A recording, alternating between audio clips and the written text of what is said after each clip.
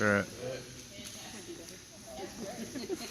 So, I got given the topic, Black mental health. So, I'm just gonna start my presentation. So, how do we, as Blacks, overcome obstacles in life? How do we face problems in society?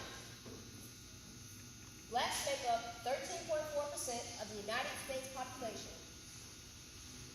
At times, yes, we remain mentally positive, while other times we feel trapped, we feel helpless, we feel cornered in life, like there is no way out or nothing else to do. So, with the life events being built up, we consider that as pressure. So, with pressure taking a very heavy toll on life, what do? So, stress. When we look at stress, stress does not discriminate. Stress can happen at any age, whether it be childhood, like in childhood, stress can happen like at school, at work, it can happen in the neighborhood. When we look at statistics, it will show us that although white teens are more successful at committing suicide, blacks are more prone at attempting suicide. And if we look at adulthood, stress tends to visit us. Like while at work, trying to pay our bills, while at home, let's say, learning how to deal with others, let alone dealing with ourselves.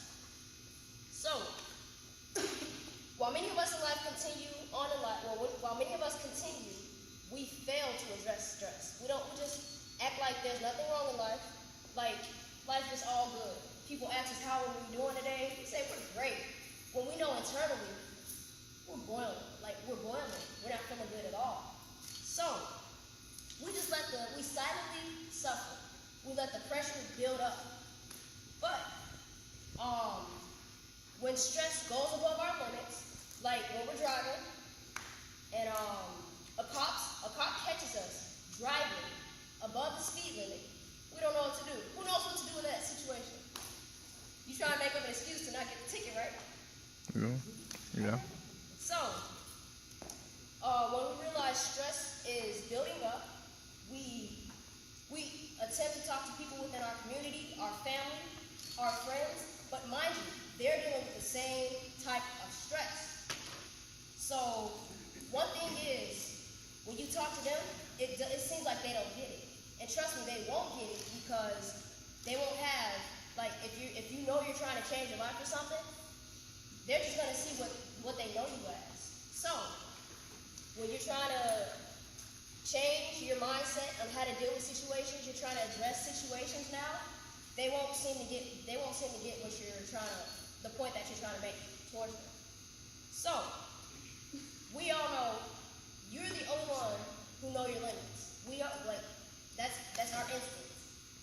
So, as a result, we have a tendency to isolate ourselves from people within the community. We unintentionally invite a heavier burden of stress. So, we then attempt to seek out help. That help being alcohol, drugs, self-harm, and abuse. It's not healthy, but in our minds, we think that we're making a difference, but realistically speaking, we're not. We're only making things worse. So, if we look at the incarceration population, we see that blacks make up 60% of that population. So, if we look at why is everybody going to jail? Like, why are people, even though it's a taboo subject, like, why are our teens not wanting to live? You know, why are our family members?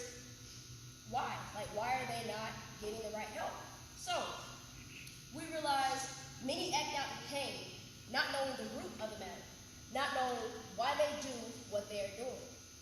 So, after we see that alcohol, the drugs, the self-harm and abuse are not, like, it's not working, we are directed towards a higher help, which is which comes in the form of a therapist, a social worker, or a counselor. And these individuals, they will provide a different viewpoint. They will show us life from a different angle, because everyone around us in our community, they're all going through the same thing. We all have the same struggle, but the therapist is outside looking into our world, so they will be able to give us a different viewpoint in life. So, what mental health resources are for? Okay, can I see a show of hands? Who drinks coffee? You drink coffee? Y'all drink coffee? Okay, since you guys should. I see the adults. Let's see, you guys drink coffee. So, it's really, you begin to drink the coffee. Wait, first, you get the coffee, and that's what you really wanted, right? You get the coffee because you want it, right?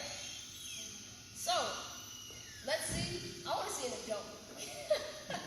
So, when you realize you start drinking the coffee, and it's really, really hot, you burn yourself. How do you respond? How would you respond? I might say some unkind words. Oh, really? Some unkind words? You guys heard that, right? But her initial reaction is to verbalize that pain because it's physical. Then she's going to treat that pain because she doesn't want to cause an infection. And then she's going to drink her coffee because she don't want to waste her money, right? And cause I'm greedy. Coffee costs. So, why do we have a mentality to tend to our physical wounds rather than our emotional wounds?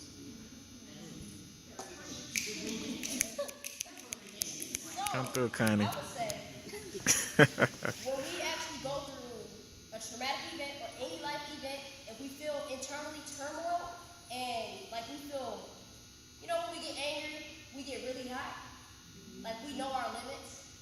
So when we get to that point, why don't we actually verbalize that pain? Verbalize what's going on. And then we can, we won't have to waste any money, right? No money's wasted. Therefore, when pressure gets built up, it must be released. We must provide ourselves a mental break. So,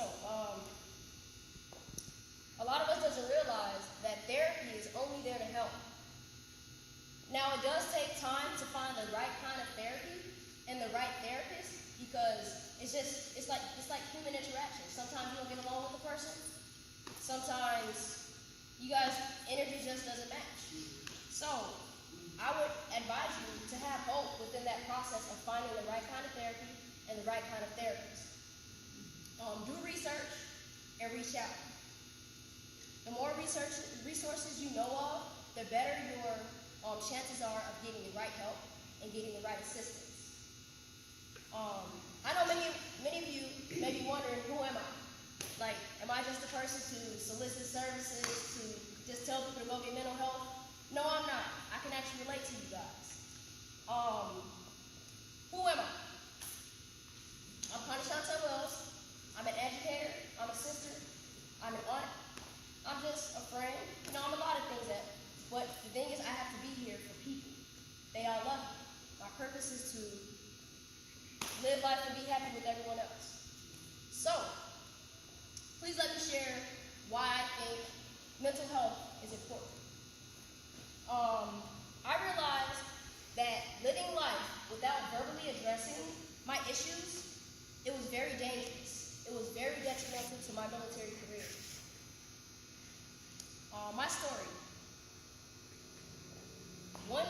For a few months, I was undergoing a lot of stress, but all I know is that I had to get deployed. I had to go do my job. I had to go do what was necessary for me as a soldier.